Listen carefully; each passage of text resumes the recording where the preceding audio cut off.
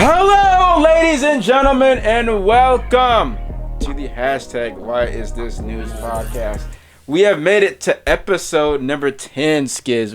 We've made it to 10 episodes, man. How we feeling, man? 10 episodes in, you've been on the podcast, man. How we feeling? Bro, 10 weeks. 10 weeks. That's a long time. Yeah, it really is. We've really been doing the damn thing, man. And boy, oh boy, do we have some topics for you guys today, ladies and gentlemen. Not like just some secondary topics, some like hard-hitting topics.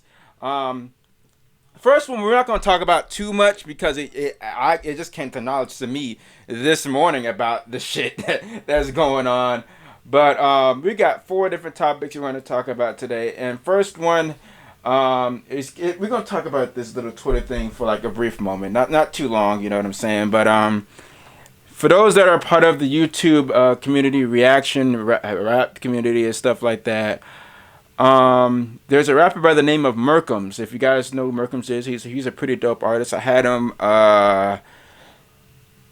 either in my top 15 or he was on my top 25 YouTube rappers list. He was on that list. So he's a pretty dope rapper, but he is getting a lot of heat today because he has exposed probably the biggest, well, to me it's probably the second biggest. I have Zeus above them overall because they've been here and doing Zeus and Bilu and stuff like that. But NoLifeShaq has been exposed for, you know, apparently talking down on us, on black people and stuff like that. So apparently he reacted to an Adam Calhoun song, a song that I've heard before. I've never reacted to on this channel and never will, because I've had people sometimes ask me to react to it. I'm like, are you crazy? I did it. I did.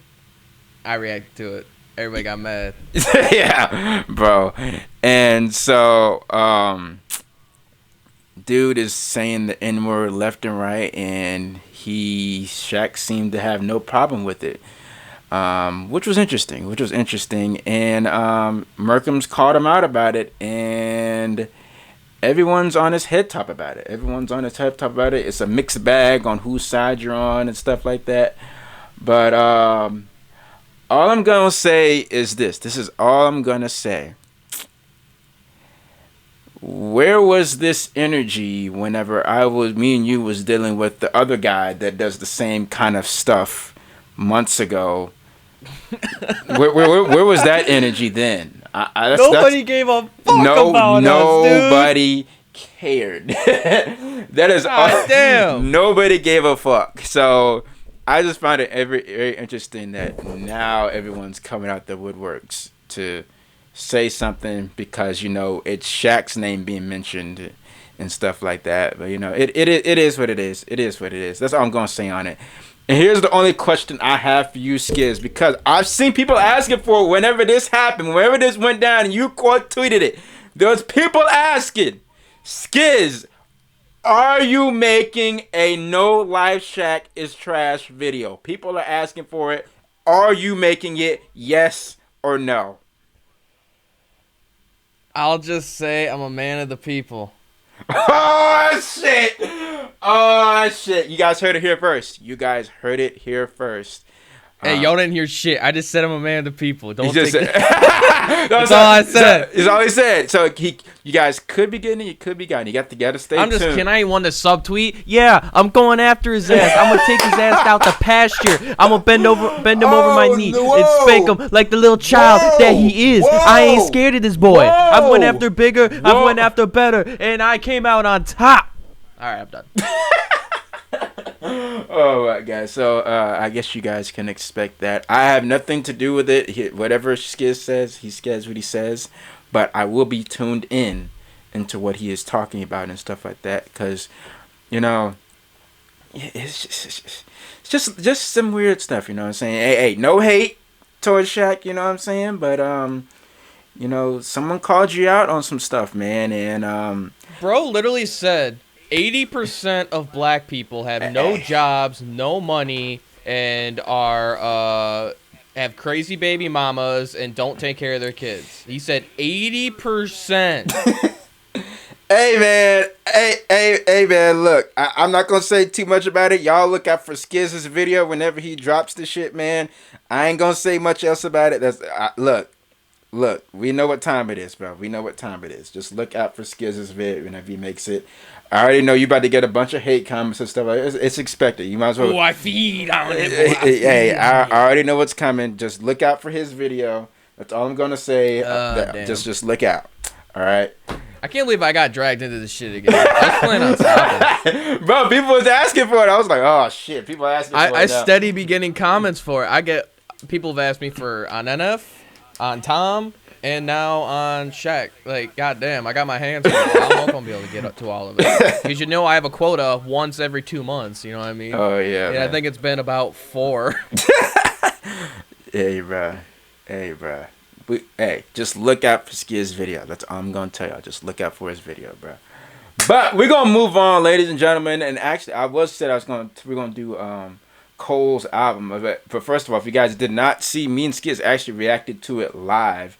Whenever we did a reaction to it live, I uploaded it yesterday. Actually, we did it live yesterday. I was recording it, but this podcast is going out Sunday. But if you guys have not seen us react to it live, we're gonna talk about the J. Cole project in a little bit, but actually I want to talk about Easy Mill, ladies and gentlemen. I want to talk about this man has signed a deal with, I believe, Virgin Records, which is a part of UMG.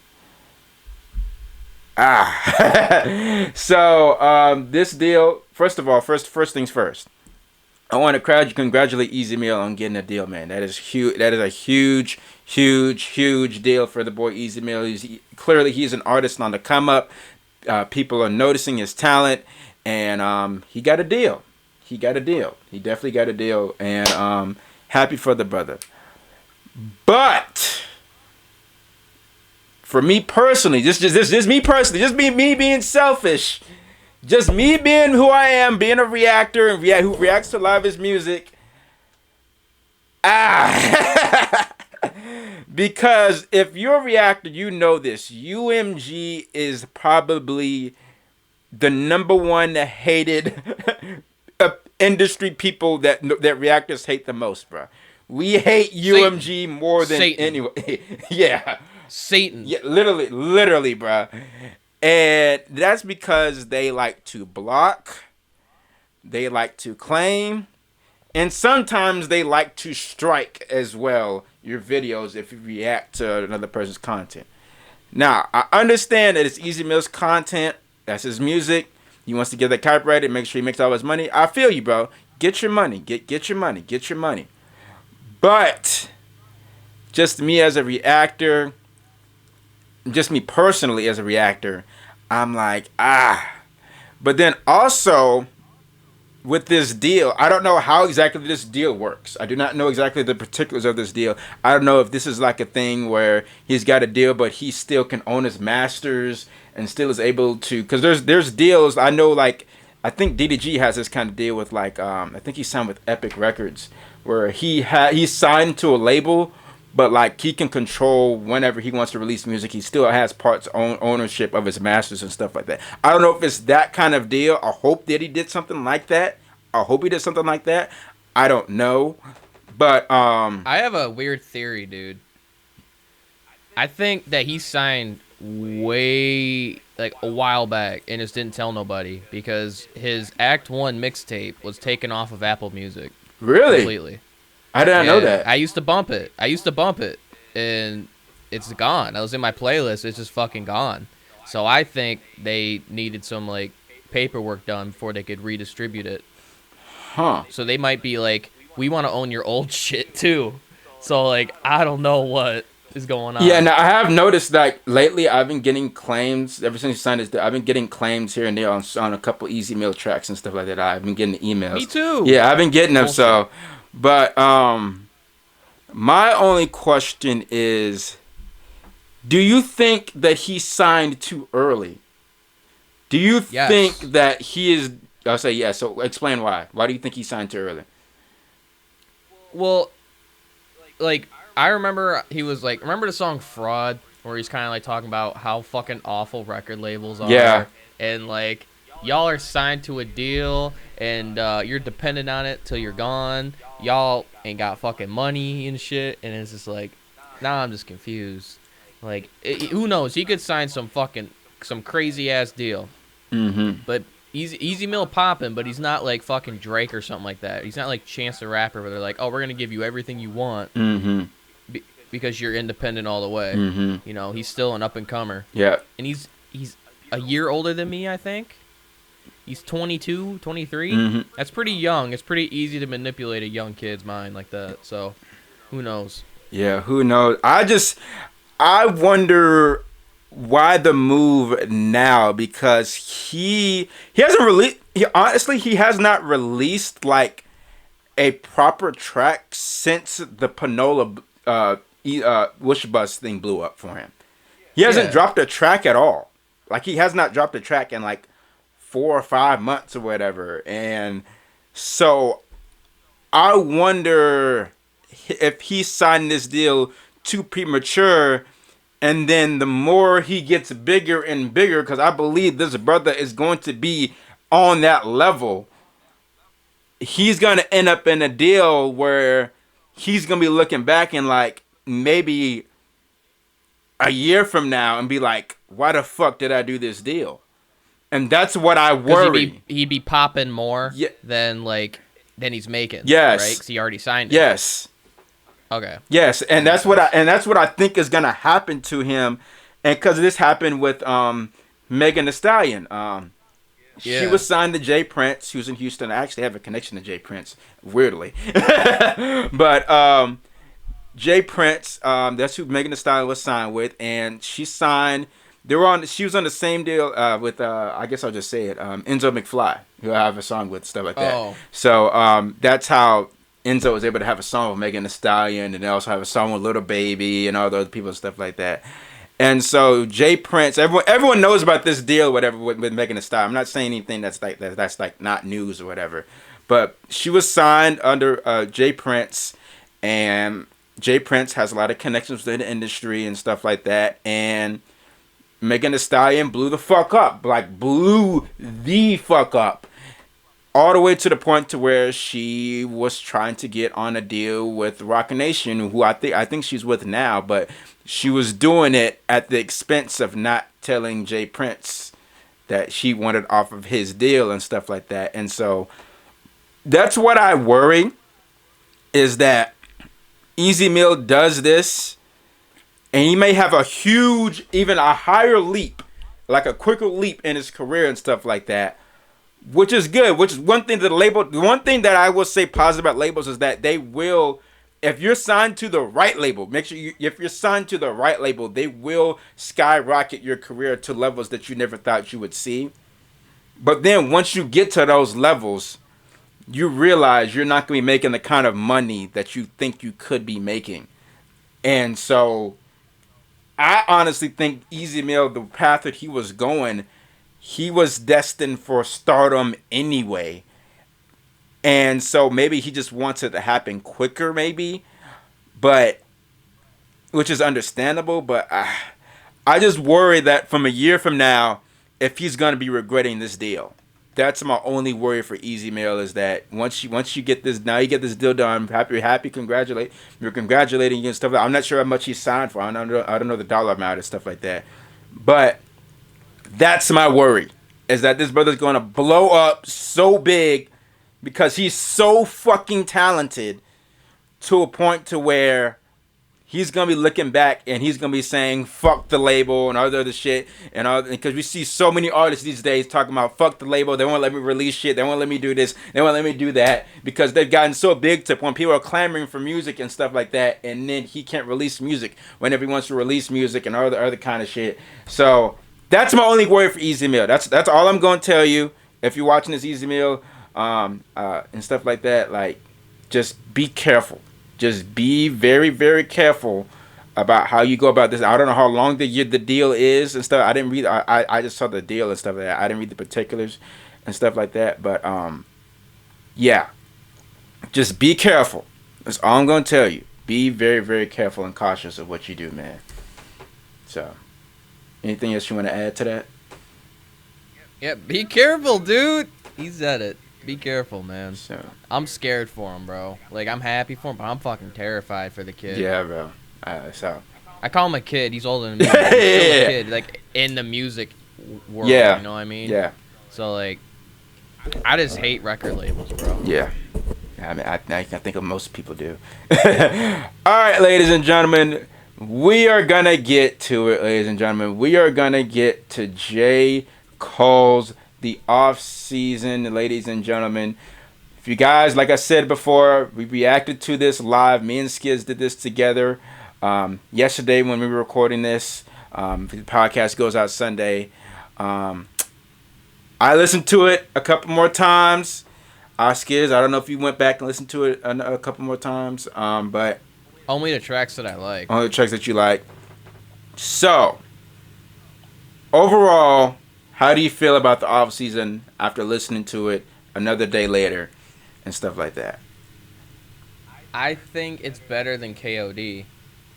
I agree with that. Like, as far as a rating is concerned, I said 6.5 yesterday, but I'm thinking a 7 now. Okay. I think it's better than Quedeca's album. I don't think it's produced as good, but I think it's better. Yeah. And I still believe in the highs of J. Cole's album are higher than Quedeca's, but the lows are still lower. Mm-hmm. And that's really all I gotta say. Yeah. In that regard. Yeah. I think my score bumped up as well. I had said 7. I'd probably say 7.5. And I do agree that this album, just overall and a whole, is better than Quedeca's album overall. I know maybe some Quedeca fans might be in here like, you're talking out of your ass. I know there's some hardcore Quedeca fans out there. Calm down. Calm down, all right? This is Jermaine Cole. He's a veteran in this shit. He really been in the game doing the damn thing. But yeah, I honestly think that J. Cole put out a good body of work. This is by far the best project to me this year so far. 95 South, I really like it even more now than when I heard it the first time and stuff like that. There's some other bars that I caught in there that were even crazier than I thought, like the Mario and Luigi bar, the 12 donuts and stuff like that. 12 donuts or try to kill police. I forget how the line went and stuff like that. But that bar was crazy. Then that listening to 21 Savage's verse. 21 Savage verse is actually like I said, bro. Really good. Like he is the one artist that to me has improved, like as far as like in the industry, like music industry wise. He is probably one of the most improved artists from when he started out in this shit. Because when he first came out, I could not listen to 21 Savage's music. I could not do it. Nothing appealed to me at all, bro. I didn't understand it. I didn't understand the hype. I could not get it. But he has grown on me so much over the past couple years, bro. He has improved so much. And bro, he's one of those guys, when you saw him in 2016, like, oh, he's not going to be around 3 or 4 years later and stuff like that. Oh, no. He's going to be around. 21 Savage is here to stay. He really, really is, man. And Maury, he did his thing on the hook with that song. I really fuck with Pride is a Devil. I love the transition between J. Cole to Little Baby. That is probably one of the best transitions I've heard in a while between one artist from one feature to another and stuff like that. Like it's a transition that you don't expect, but goes so smoothly. It's crazy. It's crazy. Well, it is crazy because like their voices are so fucking different. Little Baby does have a little like wham wham voice. You know what I mean? Wham wham wham, bitch, I'm baby. Bitch, I'm the baby. Wham wham wham. I love that. I quote that every day. But anyway, I thought it was a really slick transition for how jarring it could have been. Mm-hmm. Exactly. So. Yeah, and I still feel the same about if you guys watch my reaction, I still feel the same about tracks like I didn't even know. I didn't even know Black. I'm looking at the chat. I didn't even know Black was on Let Go My Hand with Boss, which by the way, Boss is on a lot of these, on 3 of these tracks as well. I noticed that I think was it after the stream or something like that? Well, we were still streaming whenever we realized that Boss was on 3 of the tracks and stuff like that. I think we were still streaming. Okay. Well, yeah. It seems like J. Cole is definitely trying to push Boss as his next Dreamville artist to really put him on the map by having him on 3 separate tracks and stuff like that featured. And this is it's been a long time since we had a Cole album that had this many features and stuff like that on the project. Like that, that's different. And people used to get on Cole all the time for not having features on his project. We wanted to hear him work with different artists and stuff like that. And he's finally doing it. And I think he did it in a good way. Definitely think that the project is better than KOD, but I do not believe it is better than Forest Hills Drive or a Friday Night Lights or anything like that. I don't think it's better than any of those projects, but I do think it is a step above KOD for sure. It is most definitely a step above KOD. Forest Hills is still his best album. Yeah, Forest Hills is definitely I view that as a classic album. I view that as his one classic album that he has for sure. But hey, we gonna see what this album does for J. Cole overall.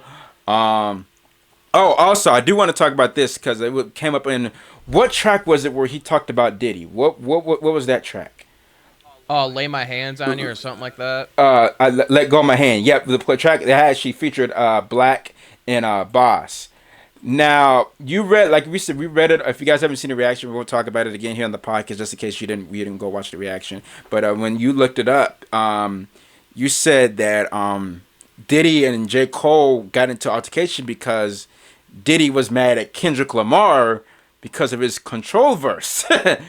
And yeah, so how it came around is Diddy's fucked up. Diddy is like slapped off his shit off something. Like he's drinking a lot, really intoxicated. Goes up to Kendrick Lamar. He's like, I don't like that fucking King of New York line. And Kendrick's just like, okay. And fucking pours his drink on him apparently. And then Cole fucking comes in. Cole, big ass motherfucker. Yeah, you know. Cole is about 6'4", 6'5". I don't think people realize Cole's a tall dude. I'd be kind of scared. So Cole comes around. Diddy's probably like, oh shit, and then they get into a big old little scuffle, and then they get separated. Nothing really happened. Mm-hmm. J. Cole might be embellishing a little bit because he's like, he didn't really lay his hands on him. You know what I mean? Mm-hmm. They just kind of probably grabbed each other's coats and started shaking each other and got pulled apart. Maybe. That's how it kind of goes. Yeah. So I mean. That we would have heard about it back then if they actually threw hands. So after you told me that, I looked on Twitter and stuff like that, and apparently Diddy did tweet about it. Diddy tweeted about it saying that he has no issues with J. Cole, and this is back like in 2013, 2014, whenever the situation happened and stuff like that. And he tweeted about no hard feelings about J. Cole and stuff like that. I have no issues with him and stuff like that. And so they have all the connections to it of when this happened and stuff like that. So this 1000% happened. J. Cole is not lying about this shit at all. And so it's crazy, bro. And it's a little bit, I don't know if Kendrick has talked about it in any of his songs. If he has, if we just haven't listened and missed it in any of the tracks he's released over the years. But I don't know. Maybe Kendrick addresses it if he drops a project this year. I don't know. You say he's retired at this point. Yeah, I mean, J. Cole dropped 2 projects. Kendrick dropped 0 within the last 4 years. Yeah, that's crazy. That's crazy. And J. Cole, we used to get on him for being the one that was always absent all the time and stuff like that. And now Kendrick is doing it. And so, I don't know. Maybe Kendrick addresses on the project. Kendrick got a lot of stuff to address, bro. He's got a whole lot of shit that he can be saying and stuff like that on the record. But bro, he's just gonna be rapping COVID bars the entire time. I hope not. Please don't. Please, I don't want any more COVID bars. I pray we do not have any more COVID bars in 2021, bro. No more. Please. The pandemic is about to end. We're near the end and stuff like that.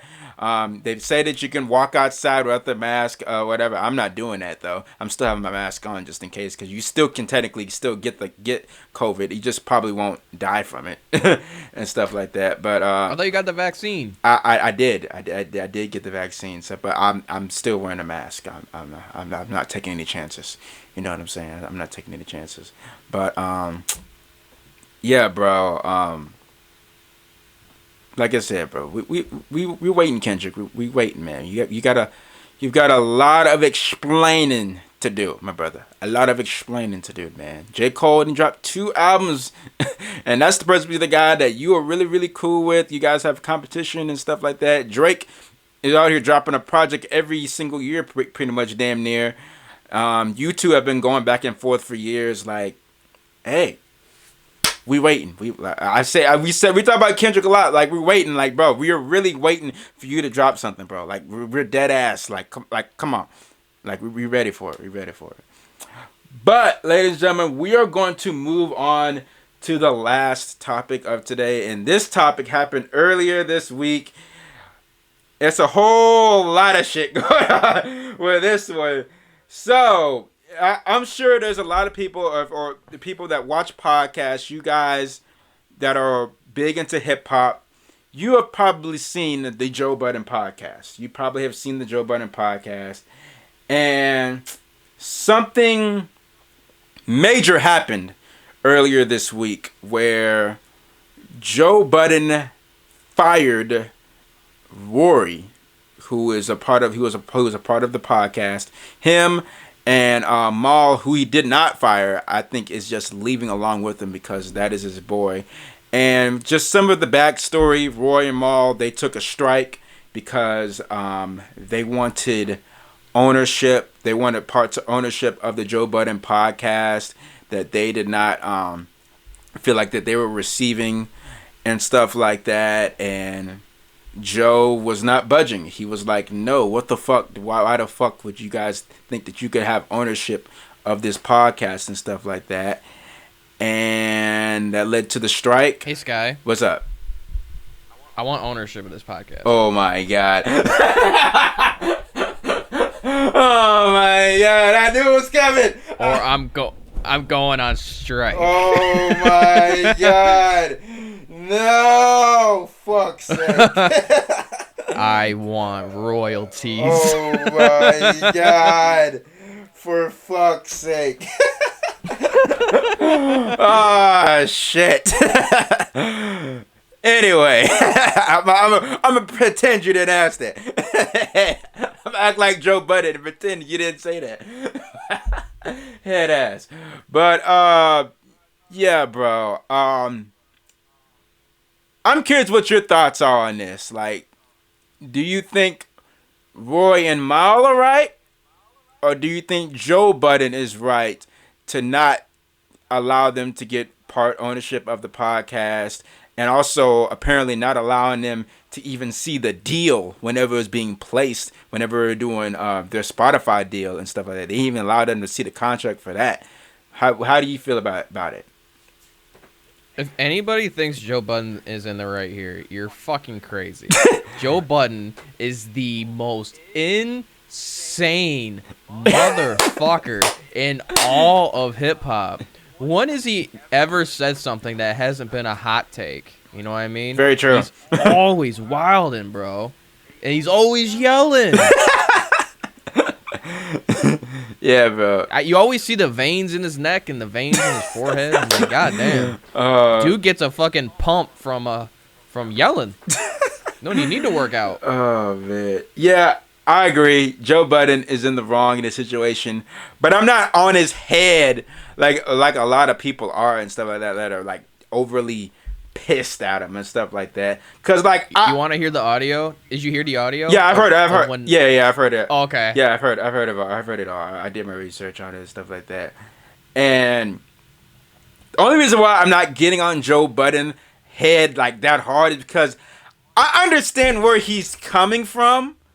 Just because he wants to keep his ownership, because he's the guy that brought up the podcast and stuff like that. And when he explains that he barely even knew Roy whenever they started the podcast and stuff like that. And then he talks about how Mal used to live with him and stuff like that. He gave him a home and stuff like that. So I could understand why he's like, I put you guys in this position. Why the fuck would you want ownership? But at the end of the day, what Roy and Mal do on that podcast, bro, they deserve to have part ownership of that podcast. Now, not necessarily saying that they should have more than Joe Budden, but they should have some ownership on that podcast because their faces are seen on that podcast. They're shown on that podcast. They should have some sort of royalties, and they should be able to see the contract whenever a deal is being placed in. Like, what the fuck? Like that should, like, you should be able to see the contract.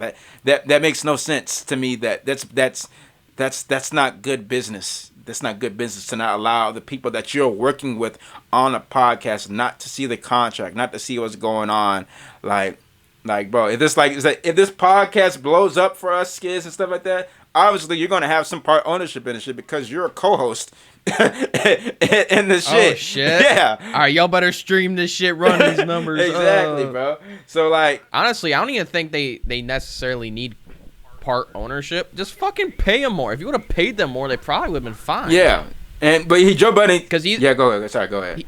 He's doing like the same thing that you were saying earlier with Easy Mill. Like, he's giving them the same amount of money from when they were nobodies, even now that they're somebody. You know what I mean?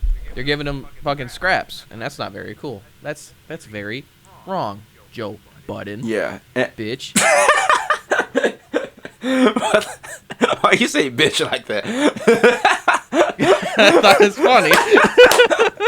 Oh my god, but yeah, bro. Joe Budden, he's definitely in the wrong. I understand where he's coming from, but you're still wrong at the end of the day, my brother.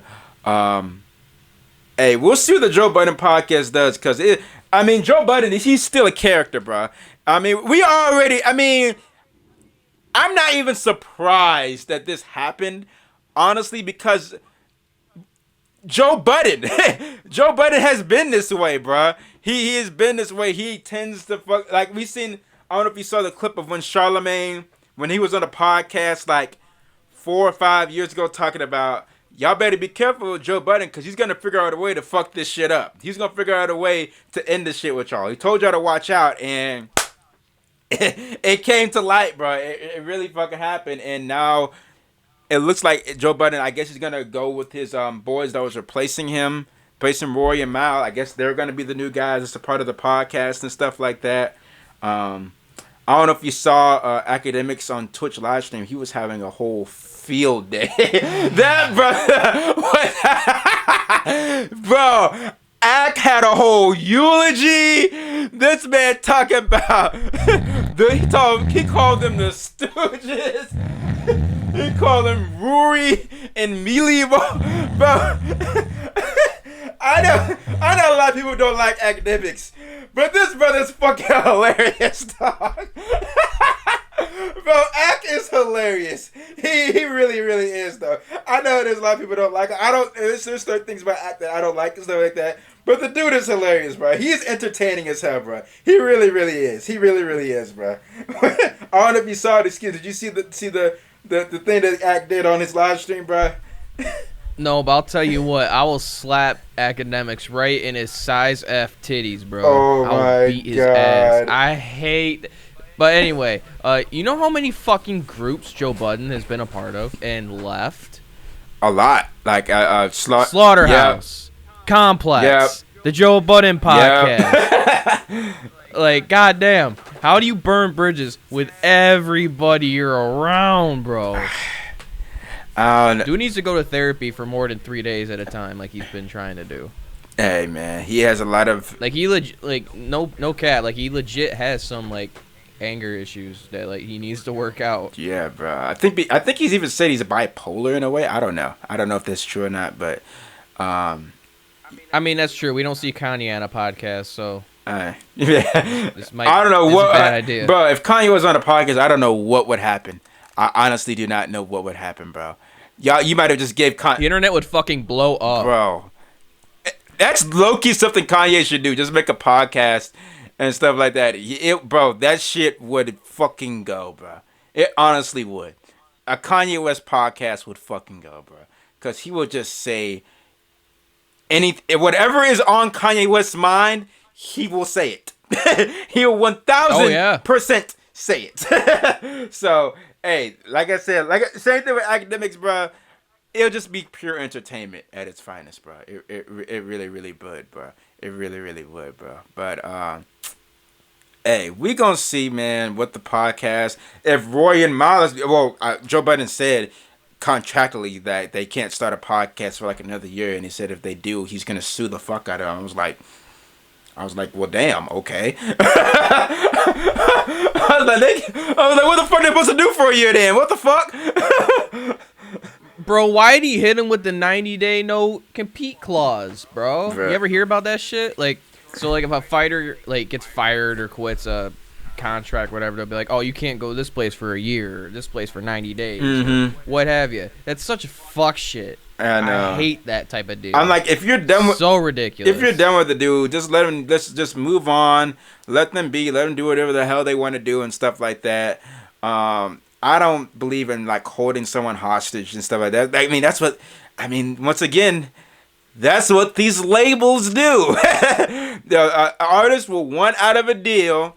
They would want to do something different, but the label is like, oh no, you ain't going nowhere until your contract is up and until we say so, type shit.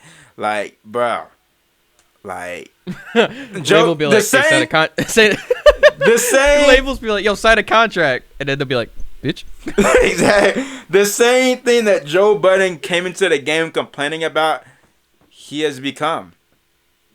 He's doing it, bro. He's doing it, and that's very interesting, Joe Budden. That's a very interesting tactic you got going on right there, my brother. Very interesting tactic, bro.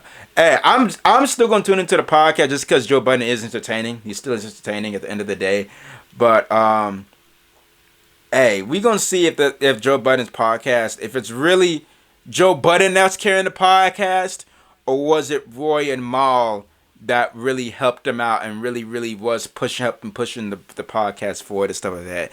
I don't know. We gonna see. We gonna see what's gonna happen, man. But I think that is going to do it, ladies and gentlemen, for this podcast #episode number 10. Hope you guys enjoyed this. Skiz, any last words, man? Bitch. Oh my god. No, fuck labels, bitch. At least you didn't pull out the nut. Oh no, I just gave you. Don't no. No, I ain't doing that. No. I ain't that predictable. All right. Thank God. Well, that is gonna do it for this podcast, ladies and gentlemen. I hope you guys enjoy. Me and your boy Skiz are out. Peace. Bitch, I told myself when I was 12, I ain't scared of 12. 15 years old, beat a trial, I ain't scared of jail. 19 caught a robbery in the shoe, I could've caught a L. Fuck that nigga if he went to tail, he should've